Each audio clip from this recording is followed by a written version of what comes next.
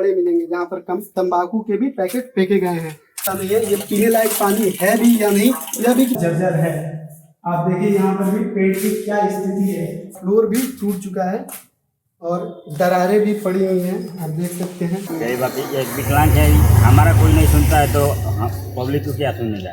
जिससे इलाज कराना हो, चाहे छोटा मोटा बीमारी और मतलब कोई चीज़ हो दिक्कत, तो उसके लिए दूसरा जाना पड़ेगा। जबकि यहाँ राजेंद्र बाबू का जो निवास है, यहाँ पैतृक घर है, यहाँ होना चाहिए।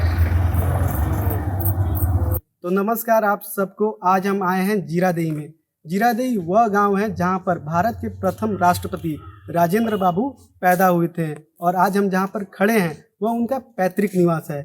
और आज यहां पर आने का मकसद यह है कि आपको पता चले कि उनके पैतृक निवास की स्थिति या दशा क्या है। तो अब हम देखेंगे कि राजेंद्र बाबू का जो घर है उसकी स्थिति क्या है और प्रशासन द्वारा या फिर सरकार के द्वारा इसकी मरम्मत की जाती है कि नहीं साल दर साल।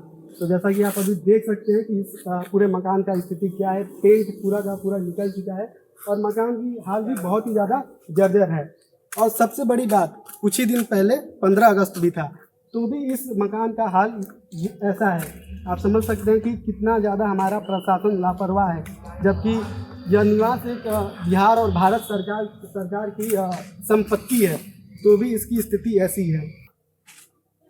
तो आप देख सकते हैं कि जो राजेंद्र बाबू का मकान है उसकी स्थिति कैसी है। आप अगर यहाँ पर आइएगा तब यहाँ पर बहुत सारी कचड़े भी आपको वैसे ही पड़े मिलेंगे जहाँ पर कम तंबाकू के भी पैकेट फेंके गए हैं। इसके बाद अगर आप यहाँ की ये स्थिति देखिए, यहाँ पर कोई भी सफाई की सुविधा नहीं है, पूरा का पूरा वैसे ही छोड़ दिया गया है, इसे भगवान के भरोसे ही। और सबसे बड़ी बात, हमें रिपोर्टिंग करते करते हम सबको बहुत ही ज़्यादा प्यास लगी थी, तब हमें पता चला कि यहाँ पर पीने लायक पानी भी उपलब्ध नहीं है। आइए हम दिखाते हैं यहाँ का पानी का क्या व्यवस्था है।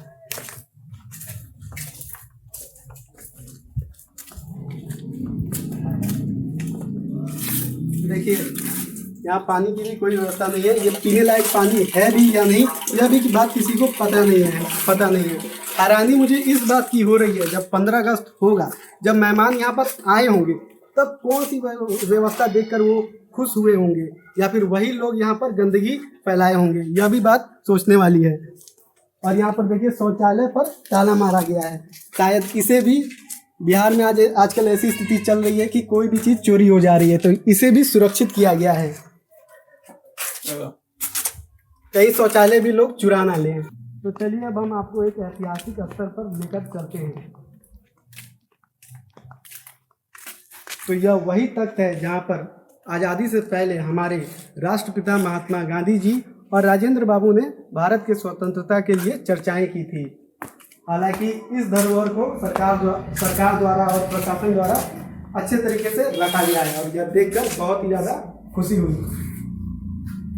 और इस कमरे में राजेंद्र बाबू जी का जीवन परिचय है, जैसा कि आप देख सकते हैं यहाँ पर जीवन परिचय उनका पूरा का पूरा है। हालांकि इस कमरे की हालत बहुत ही ज़्यादा जर्जर है। आप देखिए यहाँ पर भी पेड़ की क्या स्थिति है। और बार बार यह बात याद रखना जरूरी है कि 2 दिन पहले ही स्वतंत्रता दिवस था, 15 अगस्त था, तब भी ऐसी हालात है। हालांकि ऊपर लाइट्स लगे हुए हैं, पता नहीं यह जलते हैं कि नहीं, भी इस पर बहुत ही ज़्यादा संदेह मुझे तो है पूरा का पूरा मकान की स्थिति देखकर। हालांकि उनका जीवन परिचय बहुत अच्छे तरीके से सरकार ने संजो कर रखा हुआ है। जिस बच्चे को ज्ञान चाहिए राजेंद्र बाबू के लिए, तो वो यहाँ से ले सकते हैं। बहुत अच्छे तरीके से इसे संभाल कर रखा गया है। और वही बात है कि कमरे की हालत बहुत ही ज़्यादा जर्जर है। तो यहाँ पर हमें राजेंद्र बाबू जी के भाई का भी कमरा देखने को मिल रहा है, श्री महेंद्र प्रताप जी का। और यहाँ पर ताला लगा है, अच्छी बात है, इसे तो मतलब ताला मार कर ही रखना चाहिए। पर आप देख सकते हैं कि वही बात है, पेंट, मेरे ख्याल से पेंट शायद बहुत ही ज़्यादा खराब हो चुका है इस पूरे मकान का। तो राजेंद्र बाबू जी का जो घर है उसका फ्लोर भी टूट चुका है और दरारें भी पड़ी हुई हैं। आप देख सकते हैं पूरी की पूरी दरारें पड़ी हुई हैं। सरकार को और प्रशासन को जरूर इस पर देखना चाहिए और इस पूरे के पूरे मकान का मेरे ख्याल से सौंदर्यकरण करना चाहिए, क्योंकि यह हमारा धरोहर है, बिहार का विरासत है यह, और इसे हमें संजो कर ही रखना चाहिए कि पर्यटक आएँ और उन्हें कोई भी दिक्कत ना हो। हालांकि एक और बात बताना बहुत ही ज़्यादा ज़रूरी है। जब हम यहाँ पर आ रहे थे तब हमें यहाँ पर कोई भी आधारभूत सुविधाएं नहीं मिल रही थी, ना ही यहाँ पर कार पार्क करने के लिए कोई जगह थी, ना ही यहाँ पर मतलब रहने के लिए कोई ठिकाना है जहाँ पर अगर कोई बाहर के पर्यटक यहाँ पर आएँ तो उनके रहने के लिए भी कोई भी स्थिति नहीं है यहाँ पर।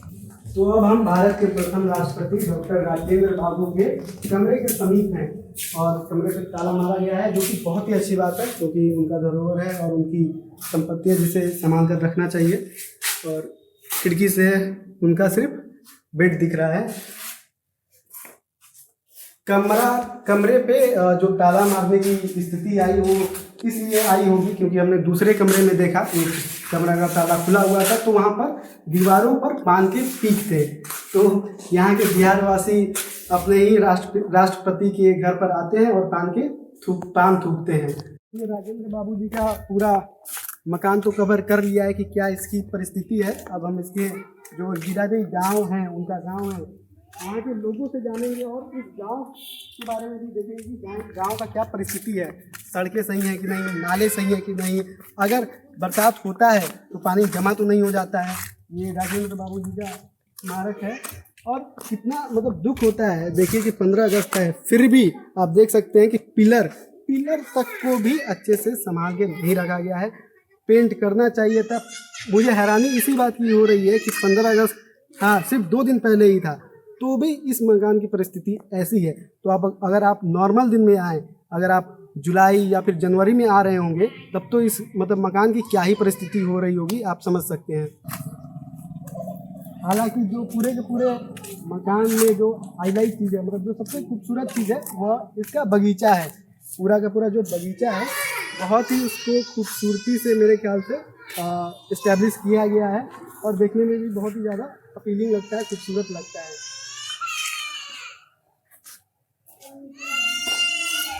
तो अब हम जीरादेई के आम लोगों से पूछेंगे कि उनकी क्या दिक्कतें हैं। तो हमें एक शख्स मिले यहाँ पर। आपका क्या नाम है? मेरा नाम राम होगा। जैसा कि हम जानते हैं कि जीरादेई राजेंद्र बाबू जी का गांव है, तो उस हिसाब से इस गांव का विकास हुआ है कि नहीं, क्योंकि यह हमारे पहले राष्ट्रपति जी का गांव है। जी सर, ये तो राष्ट्रपति जी के गाँव है, लेकिन कोई कुछ देखने में न विकास तो दिखता नहीं है हुआ है या नहीं। कोई आपको दिक्कत पता है रोज़मर्रा की जो आप बता सकें हमें, जो मतलब इस गांव में दिक्कत लोगों को आती हो रोज़मर्रा में, जैसे सड़कें या कुछ पानी जमा हो जाना या फिर गाँव के बाजार में का रोड है जो पूरा उसमें पानी लगा रहता है, तो कभी भी सूखता नहीं। तो इस पर कुछ प्रशासन करती नहीं है कार्रवाई? प्रशासन कार्रवाई क्या करेगी, देखती है जा वो भी जाती है, आती है जाती है। तो आप लोग कभी मांग करते हो? हम लोग मांग करते हैं, हमारा मांग पूरा होता ही है कभी। और सड़कें वगैरह यहाँ की कैसी हैं?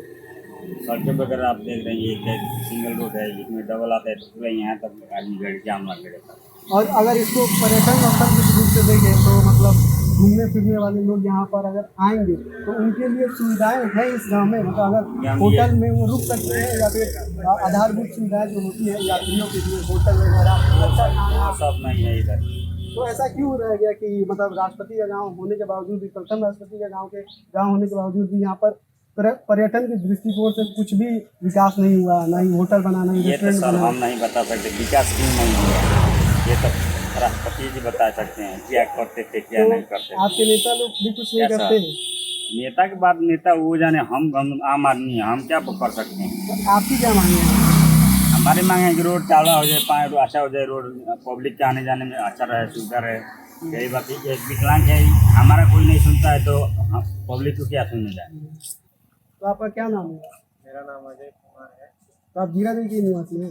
बिल्कुल, जीरादेई के बगल में गांव सुरवल है, उसी के निवासी हैं। अच्छा, तो हमें यह बात जानना है कि राष्ट्रपति का गांव होने के बावजूद भी क्या जीरादेई में उस लेवल का विकास हो पाया है कि नहीं, जैसा एक राष्ट्रपति का गांव होना चाहिए? राष्ट्रपति के गांव होने के एक पैतृक आवास होने के नाते यहाँ पे आज तक कोई मतलब बड़े बड़े लोग, अधिकारी, नेता लोग आते हैं, लेकिन विकास का कोई आज तक मुद्दा रखते हैं, लेकिन इस मुद्दा को सफल नहीं करते। जैसे दूसरा में हो गया आपका जो अभी रोड देख रहे हैं, रोड दिखाइए, रोड है, रोड दो सिंगल है, यहाँ पे बराबर एक्सीडेंट होने की आशंका बना रहता है, कभी भी होते रहता है, बना क्या रहता है। बाकी बगल में राजेंद्र बाबू के घर है, वहाँ पे चारों तरफ से कोई मतलब पर्यटन स्थल टाइप का कोई मतलब नहीं है, नहीं होटल है, नहीं रेस्टोरेंट है। नहीं रेस्टोरेंट है, नहीं होटल है, नहीं कोई बैठने का सुविधा है, नहीं कोई बाहरी पर्यटक आए उसको वहाँ पे ठहरने का सुविधा है। ये सब मूल समस्या है जीरादेई। तो अधिकारी जब आए होंगे 15 तो उन्हें यह नहीं लगा होगा कि यह एक वन वे है और फिर से वो इसी रास्ते से ही जा भी सकते हैं, क्योंकि मतलब 2 लेन है भी नहीं, तो ये उनको भी नहीं आशंका होगा कि यहाँ पे दुर्घटना घटती होगी। बिल्कुल, अधिकारी भी लोग आते हैं, उनको भी आँखें खुली रहती है, आने जाने में लोग देखते हैं कि भाई सिंगल रोड है। वहाँ थी रेलवे जो थी, देख रहे हैं आप लोग, रेलवे ढाला है, वहाँ पे ओवर ब्रिज की समस्या है, ढाला बंद हो जाता है तो घंटों घंटों तक जाम रहता है, आने जाने के लिए सुविधा होता है। मान लीजिए कोई व्यक्ति अगर बीमार हो जाए तो ढाला बंद हो जाए, उसको लेकर के वहाँ जाने में दिक्कत है, तो एक मूल समस्या वो भी है ढाला और जो ओवर ब्रिज मतलब वहाँ पे जरूरी है। और जैसा कि आपने बोला कि बीमार हो जाए, तो क्या जीरादेई में कोई ऐसा अस्पताल है जहाँ पर अगर किसी को इमरजेंसी आ गई तो वहाँ पर जल्दी से जल्दी इलाज करा पाए? ऐसा कोई अस्पताल नहीं है जिससे कि क्रिटिकल बीमारी हो, किसी को विशेष हो जाए उसका इलाज कराया जा सके, ऐसा कोई अस्पताल नहीं है। यहाँ पे OPD है, तो इससे तो यहाँ पे कोई विशेष फर्क नहीं पड़ता। अगर विशेष मतलब कोई एक्सीडेंट हो जाए, चाहे कोई आकस्मिक घटना घट जाए, जिससे कि यहाँ पे इलाज मतलब तुरंत हो जाए। और जो OPD है वहाँ पे क्या रेगुलर विजिट कर डॉक्टर रहते हैं, वो भी छुट्टी पे या फिर अपने प्राइवेट क्लिनिक पे? डॉक्टर तो डॉक्टर के बारे में नहीं बता सकते हैं, बाकी स्टाफ और समस्या है। यहाँ जो अस्पताल था, एक वही राजेंद्र बाबू के नाम से अस्पताल था, जो अभी वो अस्पताल को स्थानांतरित करके जो त्रिपुरा पंचायत है उसके लेके चला गया है, जिससे कि घर के लोगों को काफ़ी मतलब असुविधा होगी, जिससे इलाज कराना हो, चाहे छोटा मोटा बीमारी और मतलब कोई चीज़ हो दिक्कत, तो उसके लिए दूसरा जाना पड़ेगा। जबकि यहाँ राजेंद्र बाबू का जो निवास है, यहाँ पैतृक घर है, यहाँ होना चाहिए,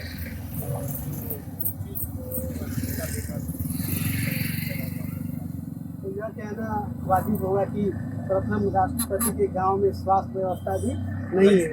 स्वास्थ्य व्यवस्था को भी लेकर के यहाँ लचर व्यवस्था है। तो आपके जो क्षेत्रीय नेता हैं वो इस पर कुछ भी नहीं करते क्या, कुछ, या फिर आप लोग मांग नहीं उठाते? नेता से मांग ग्रामीण जनता लोग मांग उठाते हैं, लेकिन आज तक यहाँ पे सांसद ओम प्रकाश यादव थे, इस गांव को अपने गोद लिए थे, आज तक वो भी गोद लिए लेकिन कुछ भी कर नहीं पाए।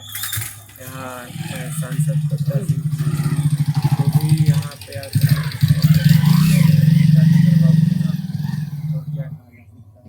और अगर शैक्षिक व्यवस्था के बारे में आप क्या कहना चाहते हैं?